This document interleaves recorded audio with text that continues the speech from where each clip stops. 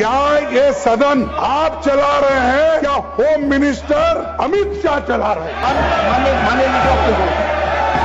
आपने बोला मानिए, फिर इस तरह से गलत बात करके इस सदन के गरीबों को गिराने का काम बिल्कुल नहीं होना चाहिए।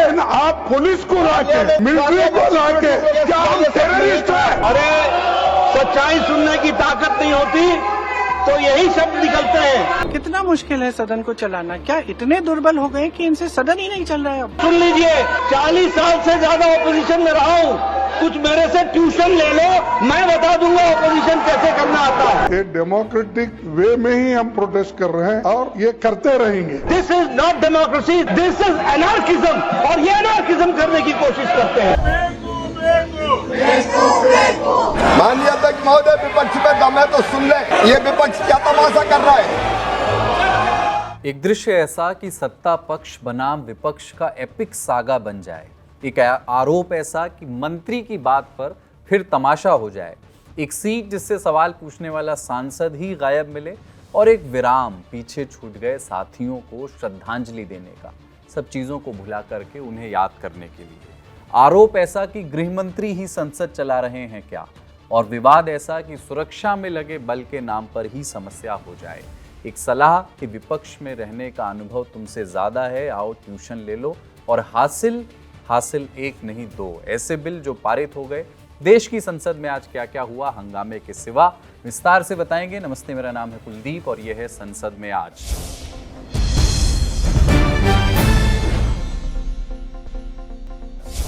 सदन के भीतर के शोरगुल से पहले सदन के बाहर की तस्वीरें। पहली तस्वीर है विपक्ष के प्रदर्शन की। मांग थी बिहार स्पेशल इंटेंसिव रिवीजन यानी एसआईआर पर चर्चा हो। हाथ में लिए गए पोस्टर पर लिखा था, हमारा वोट हमारा अधिकार हमारी लड़ाई। प्रियंका गांधी की अगुवाई में विपक्षी सांसद एसआईआर के मुद्दे पर नारेबाजी कर रहे थे।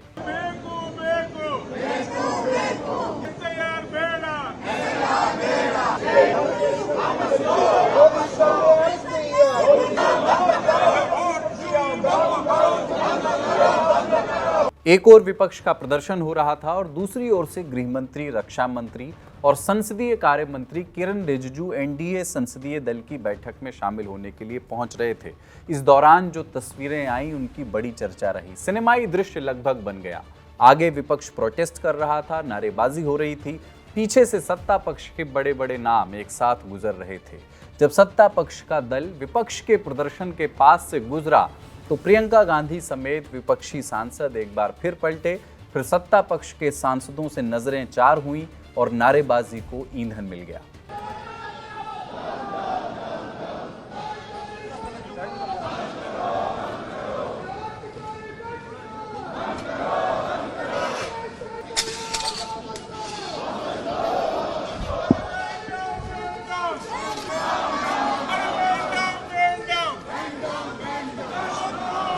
सुबह 11 बजे लोकसभा की कार्यवाही शुरू हुई। पहले दिवंगत नेताओं को श्रद्धांजलि दी गई। इसके बाद जैसे ही प्रश्नकाल शुरू हुआ, विपक्षी खेमे की ओर से वोटर लिस्ट रिवीजन के मुद्दे पर हंगामा होने लगा। सांसद पोस्टर लेकर के वेल में आ गए। इस पर कृषि और किसान कल्याण मंत्री शिवराज सिंह चौहान नाराज हो गए। कहा कि विपक्ष ने तमाशा लगा रखा है। माननीय अध्यक्ष महोदय, मैं आपका संरक्षण चाहता हूँ, ये विपक्ष क्या तमाशा कर रहा है। माननीय अध्यक्ष महोदय, लोकतंत्र की हत्या प्रतिपक्ष कर रहा है।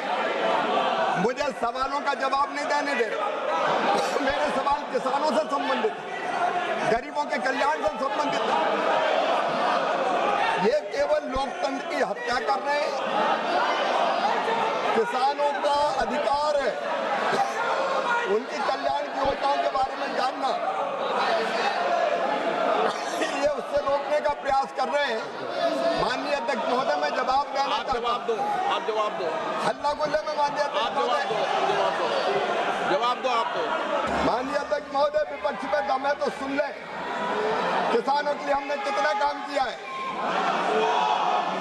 किसानों से दाल, तिलहन और खोपरा की खरीदी नारे लगाने वालों की सरकार थी तब की गई थी केवल 6 लाख मीट्रिक टन, हमने किया 1,70,000 मीट्रिक टन। माननीय अध्यक्ष महोदय, मंत्री के जवाब के बीच विपक्ष की नारेबाजी बिल्कुल नहीं रुकी। सवाल बदल गए, उनके जवाब भी बदल गए, लेकिन शोर जस का तस रहा। इसके बाद फिर वही हुआ जो सत्र के हर दूसरे दिन होता है। सदन की कार्यवाही को दोपहर 2 बजे तक के लिए स्थगित कर दिया गया। सदन को नियोजित तरीके से, योजनाबद्ध तरीके से आप बाधित करना चाहते हैं। मैंने प्रयास किया सदन को चलाने का, माननीय सदस्यों का समय होता है, लेकिन आप को कई बार आग्रह करने के बाद भी आप संसद की गरिमा और मर्यादा को गिरा रहे हैं। आप दुनिया के सबसे बड़े लोकतंत्र होने के बाद आपका व्यवहार और आपका आचरण संसदीय मर्यादाओं के अनुरूप नहीं है।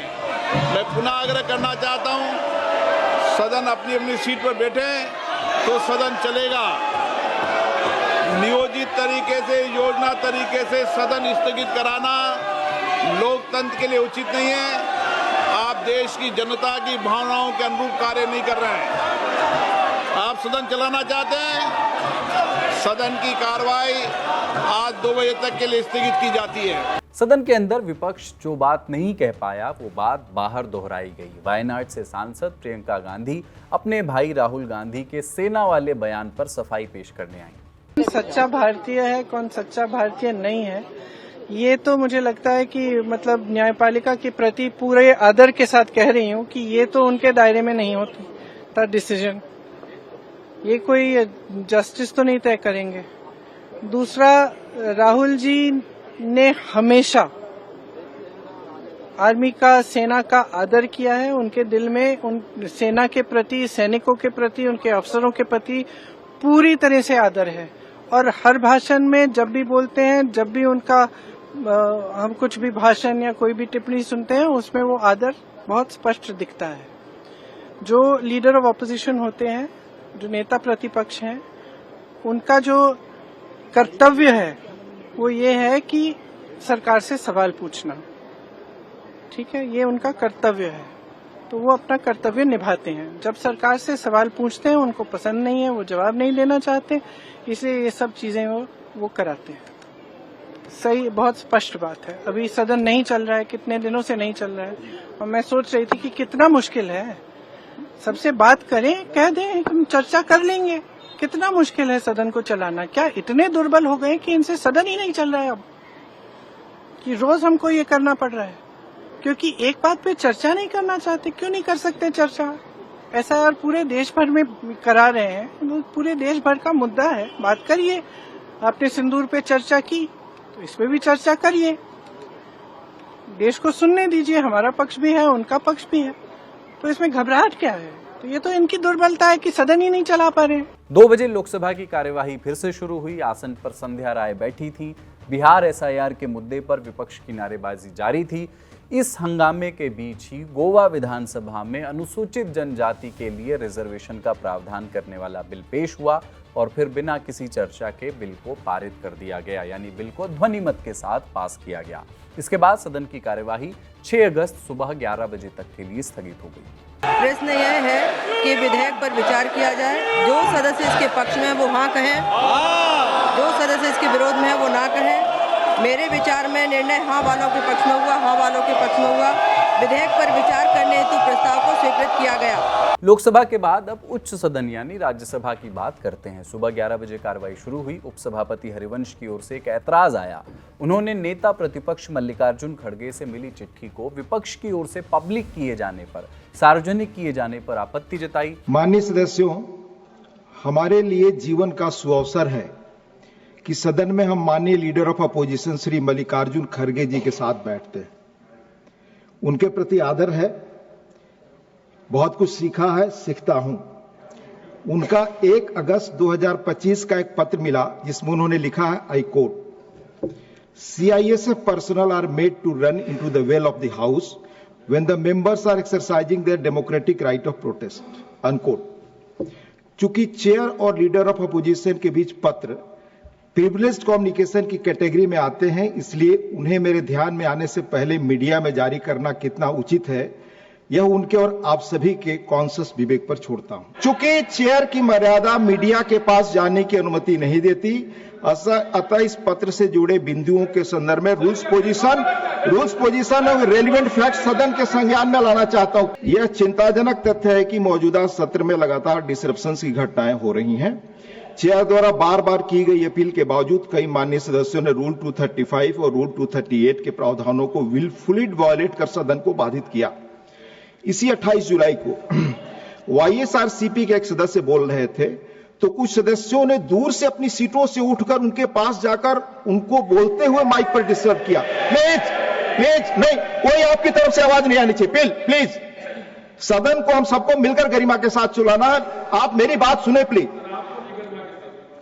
क्या यह उस सदस्य के विशेषाधिकार या बोलने के अभिव्यक्ति के अधिकार का हनन नहीं था?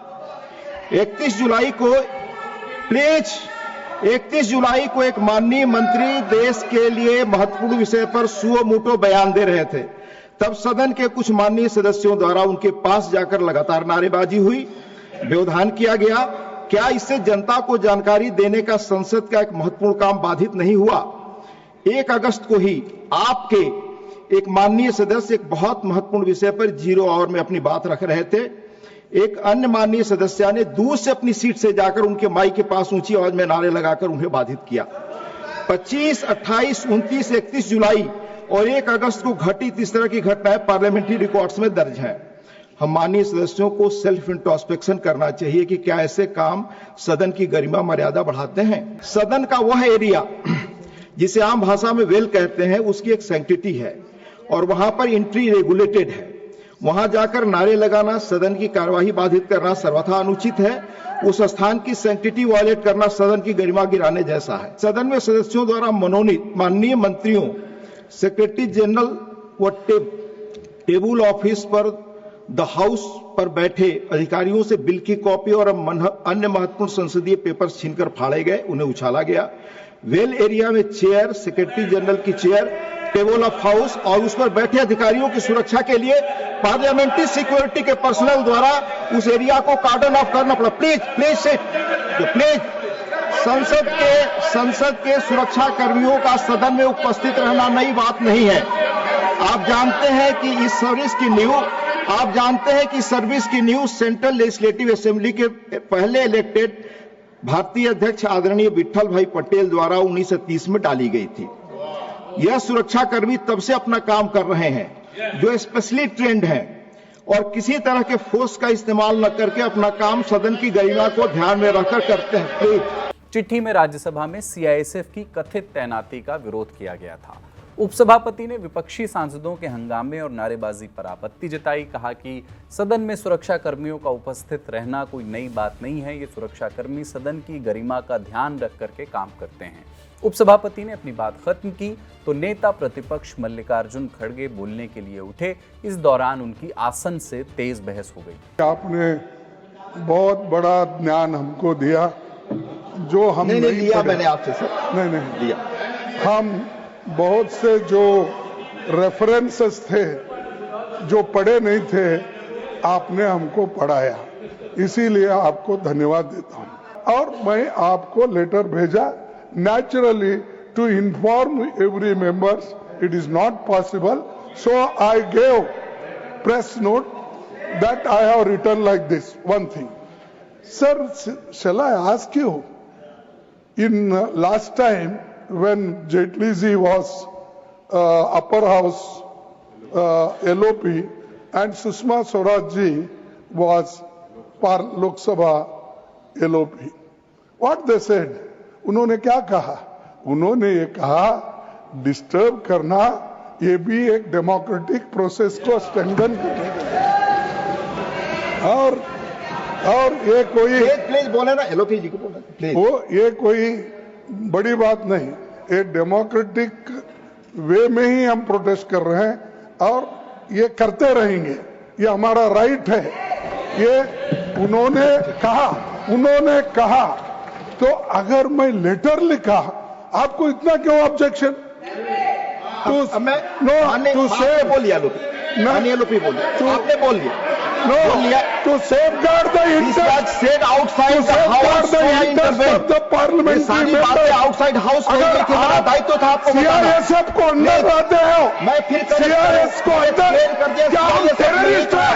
ये पहले तो यहाँ के पहले के यहाँ के स्टॉप पार्लियामेंट को प्रोटेस्ट करती थी। It was Parliament Security Service. Nothing is going on record. हमारे पार्लियामेंट के स्टाफ इतना सशक्त है कि हमारे को प्रोटेक्ट करने में वो मजबूत है और वो आपके कंट्रोल में आते हैं। लेकिन आप पुलिस को लाके, मिलिट्री को लाके यहाँ हाउस चलाना चाहते हैं, यहाँ हाउस चलाना चाहते हैं। धन्यवाद। इसी हाउस में, धन्यवाद माननीय सर, इसी हाउस में पार्लियामेंट सिक्योरिटी के लोग राजनारायण जैसे आदमी को कोई नहीं यहाँ भ्रमित करने वाली चीजें न बोले। उठा के बाहर फेंका था। No please. उपसभापति और नेता प्रतिपक्ष के बीच बहस के बाद सत्ता पक्ष से संसदीय कार्य मंत्री किरण रिजिजू बोलने के लिए उठे। उन्होंने खड़गे पर सदन को मिसलीड करने का आरोप लगाया। लीडर ऑफ ऑपोजिशन बहुत वरिष्ठ है मल्लिकार्जुन खड़गे जी ने जो सवाल उठाया, स्पेसिफिक उन्होंने कहा कि सदन में मिलिट्री आदमी लाएगा, सीआईएसएफ के जवानों को लाया, दिल्ली पुलिस को लाया। तो मैं ये पूछना चाहता हूं, क्योंकि ये रिकॉर्ड पर क्लियर है कि सदन में सिर्फ मार्शल ही आ सकता है और उस दिन भी मार्शल ही थे। तो लीडर ऑफ ऑपोजिशन ने जो मिसलीड किया और यहाँ गलत तथ्य यहाँ सामने में रखा, आपको भी पत्र लिखा है। तो इतना सीनियर लीडर और सदन में लीडर ऑफ ऑपोजिशन जब गलत पत्र लिखते हैं चेयर को और गलत तथ्य रखता है तो उसके लिए क्या कार्रवाई होना चाहिए? नहीं तो हर एक सदस्य गलत बात लिखेंगे। ये रिकॉर्ड में भी गया है। कल से मैं देख रहा हूं कि न्यूज़पेपर में भी, टेलीविजन में भी ये बात को दोहराया गया है। सिर्फ मल्लिकार्जुन खड़गे जी सिर्फ नहीं, ऑपोजिशन के कई लोगों ने कहा कि यह मिलिट्री पुलिस सीआईएसएफ लेके आया है, जबकि गलत है। जो भी इस सदन में आते हैं वो मार्शल ही होते हैं। फिर इस तरह से गलत बात करके इस सदन के गरीबों को गिराने का काम बिल्कुल नहीं होना चाहिए।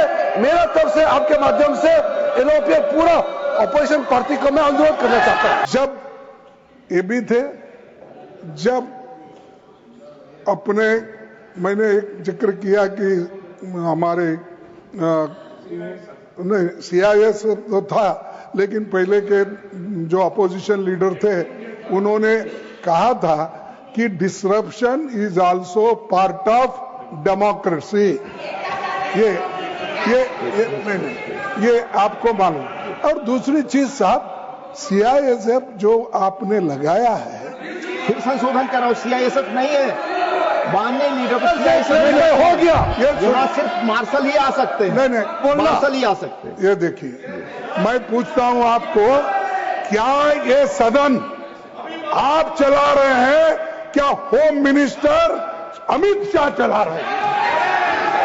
ये गलत आरोप है। कौन चला रहे हैं? गलत आरोप है, क्योंकि उनका माननीय लीडर आपने बोला माननीय नेता प्रतिपक्ष की ओर से जैसे ही अमित शाह का नाम लिया गया, पूरा सत्ता पक्ष अपनी कुर्सी से उठ गया।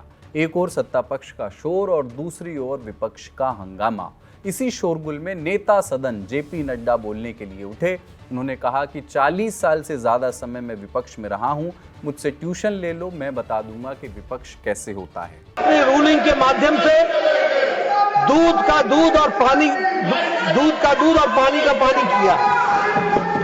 आपने क्लियरली ये बताया कि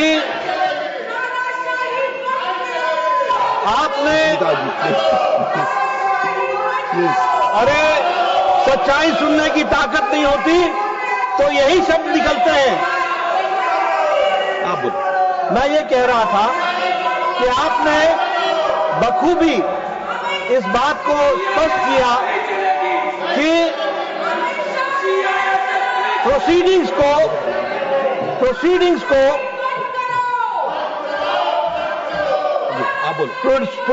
को डिस्टर्ब करना यह अनडेमोक्रेटिक है और ये रूल्स के खिलाफ है कि जब कोई स्पीकर बोल रहा है, अब मैं यहां से बोल रहा हूं अगर मेरे बगल में आकर के कोई खड़ा होकर के नारा लगाएगा, this is not democracy, this is not house working, ये काम करने का तरीका नहीं होता।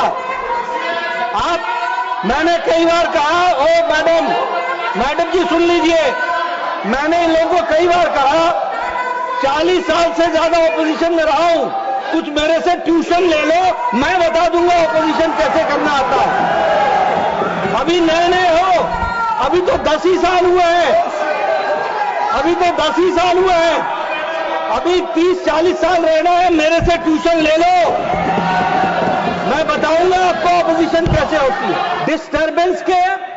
डिस्टर्बेंस के बहुत से तरीके हैं, इसलिए हमसे ट्यूशन ले लो। लेकिन इन डेमोक्रेसी अगर आप लाठी भांजे और आपकी लाठी मेरे नाक को लगे, तो your democracy ends where my nose starts, that you have to understand. और इसलिए मैं बोलना चाहता हूं कि इनकी डेमोक्रेसी वहां समाप्त हो जाती है जब वो अपने स्थान को छोड़ करके किसी व्यक्ति को, जिसको बोलने का अधिकार है रूलिंग पार्टी में, उसको डिस्टर्ब करते हैं, उसके बगल में नारे लगाते हैं। ये अनडेमोक्रेटिक भी है, this is not disturbance, this is anarchism, और ये एनार्किज्म करने की कोशिश करते हैं, इसको हमको समझना चाहिए। इसके बाद हंगामे के कारण उपसभापति हरिवंश ने कार्यवाही को 2 बजे के लिए स्थगित कर दिया। 2 बजे जब सदन की कार्यवाही फिर से शुरू हुई तो मणिपुर में राष्ट्रपति शासन की अवधि बढ़ाने का संकल्प पेश हुआ। गृह राज्य मंत्री नित्यानंद राय ने यह संकल्प पेश किया। इस दौरान उपसभापति की विपक्ष के लिए अपील की वो सदन को चलने दें। ऑर्डिनेंस है, हम सारे लोगों को सांसद होने के कारण कॉन्स्टिट्यूशनल प्रोविजंस का भी पालन करना है। आप जानते हैं कि इसकी समय सीमा अवधि तय होती है। अगर आप समय सीमा के तहत इसको डिस्पोज नहीं करेंगे, देन क्या प्रॉब्लम होगी कॉन्स्टिट्यूशन में आप जानते हैं। It's our obligation. जब से सत्र चल रहा है हमने एक बिल छोड़कर कोई काम नहीं किया है। प्लीज इसके महत्व को समझे। माननीय जयराम रमेश जी, आप लंबे समय तक सत्ता में रहे हैं, आप समझते, आप लंबे समय तक सत्ता में रहे हैं, आप इसके महत्व को अच्छी तरह जानते हैं। उपसभापति ने चर्चा की शुरुआत की। सबसे पहले बोलने का मौका मिला कांग्रेस के इमरान प्रतापगढ़ी को, लेकिन वो प्रदर्शन कर रहे थे और अपनी सीट पर नहीं थे। इस पर उपसभापति ने कहा कि पहले अपनी सीट पर लौट जाएं, फिर बोलने का मौका मिलेगा। लेकिन जब इमरान प्रतापगढ़ी अपनी सीट पर नहीं लौटे तो टीएमसी सांसद सुष्मिता देव का नंबर आया। सुष्मिता देव ने उपसभापति से मांग की कि वो एसआईआर पर चर्चा कराएं। सर, एसआईआर पे चर्चा कराइए। मणिपुर में हम आप नियम जानती हैं रूष्मिता जी, बहुत अनुभवी हैं आप। एक मिनट सर, आप लोकसभा राज्यसभा सब point of order. Rule number 259, The chairman shall preserve order and shall have all power necessary. Please take the treasury benches to allow us to debate SIR. इस हंगामे के बीच भी विपक्ष के कुछ सांसदों ने अपनी बात रखी। इसके बाद गृह राज्य मंत्री नित्यानंद राय ने चर्चा का जवाब दिया। सबसे पहले तो मैं यह बताना चाहूंगा कि एक हाई कोर्ट के फैसले के कारण मणिपुर में 2 समुदायों के बीच आरक्षण संबंधी विवाद के कारण जातीय हिंसा भड़क उठी है। और जो लोग कहते हैं वह धार्मिक हिंसा है, वो बिल्कुल ही गलत बोल रहे हैं। और एक